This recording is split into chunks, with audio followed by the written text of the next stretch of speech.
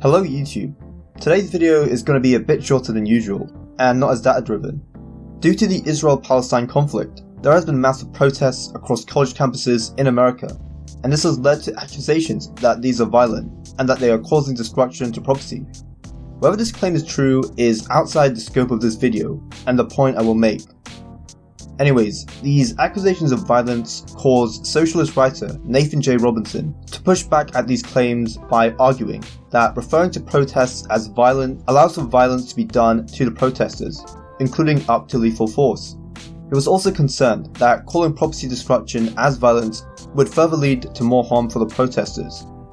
In fact, he suggests that there is no justification to defend your property by killing. So this leads to the question we are going to answer. Is it justifiable to kill to defend your property?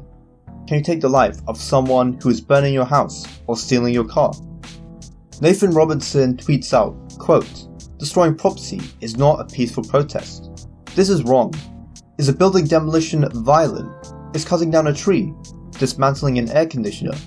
All kinds of contradictions follow when you call property damage violence." Now all these examples are consensual and or someone's property.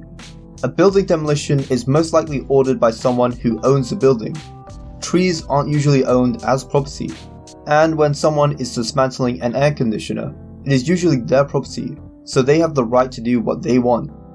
I am pretty sure you wouldn't like me to dismantle your air conditioner, Mr. Robinson. But he linked an old article he wrote during the George Floyd protests/riots, where he scoffed at the idea that there is any equivalency between human life and property, or that defending your property through the use of lethal force is justifiable. He first talked about instances of police violence against protesters, such as blinding a woman's eye, attacking unarmed people, and throwing tear gas at a car with a pregnant woman in it, and then criticized perceptions of the protesters as violent, such as them destroying property that includes burning police cars or police stations. He is concerned that painting these protesters as violent means that violence can be used against them. But to Nathan, this isn't justified. Police cars can be replaced. A human eye cannot. Objects do not feel pain. People do. Bodily harm such as brain injuries, disability, and trauma cannot be put in the same category as objects breaking, and hence shouldn't require the same level of defensive violence, which in this case is lethal force. Well, that is how Mr. Robinson feels. He further criticizes conservatives and right-wingers who conflate property and personhood, saying, quote, "Nothing that occurs to a rich business owner on a spreadsheet can ever approach the seriousness of even a minor bodily wound." But property isn't just physical, it is also an extension of a person's individual autonomy and freedom, as well as their labor time and effort. Imagine you earn $30 after working for 1 hour at your job, and then you buy something for $30, that becomes your property. That property represents 1 hour of your life, and life is limited. Time is limited. Nathan is right. When a person's physical body is harmed and sustains permanent injuries, like being blinded or losing a leg, you can't replace that eye or leg.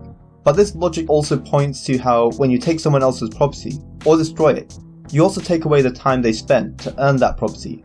And since you can't take that time back, destroying that property means that time is wasted. And there is another point to make. Since taking that property takes away your time, this means the person taking away your property is also taking away your time and hence stealing your work. The property is the fruit of your labor, so by taking it, the thief is forcing you to work so that they can get the fruits of your labor. This is effectively slavery. Another way of articulating this is that stealing your $30 property means they are enslaving you for 1 hour. If you were enslaved for 1 hour, would you use lethal force to fight this oppressor and be free, even if it means death? What if the property had wages that took a week to earn? Would it then be justified to use lethal force to escape a week of slavery? What if the property stolen was a car? This is a couple of months of wages. A lot more people would feel it is very justified to use lethal force to escape a couple of months of slavery. Using lethal force to defend your property is equivalent to using lethal force to free yourself from slavery, to truly realize your full autonomy. Now I understand if you don't believe using lethal force to defend property that took little labor time like the $30 property is justifiable. But I think we can all agree that more expensive properties like cars justifies this outcome. Now maybe you could point out, what about property that was given to someone as a gift or an inheritance? They didn't earn that, someone else did. True, but someone else, like a parent, earned that, and stealing that property is equivalent to enslaving that parent or person for a period of time. The parent gets to choose who they give their property to, because it is their freedom. Property rights must be defended. I'm not happy when a thief loses their life over incidents like these, but it would also be unfair and egregious to allow for stealing. Whether you call it violence or not, you have the right to kill or defend your property. If you enjoyed this video, please give a like and comment, as it really helps my video in the YouTube algorithm.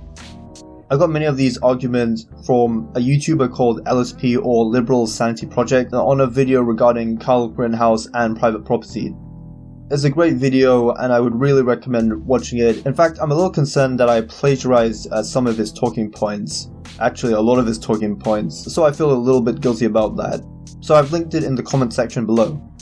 I may revisit Nathan's article later for future videos on rioting, a topic which I have done some research on, such as the George Floyd riots on Minneapolis. I am planning on also exploring the economic effects of the 1960s riots. But for the more immediate future, I'm still working on my video where I explore the connection between premarital sex and divorce. So if you're interested in more content like that in the future, then please consider subscribing and check out my other content.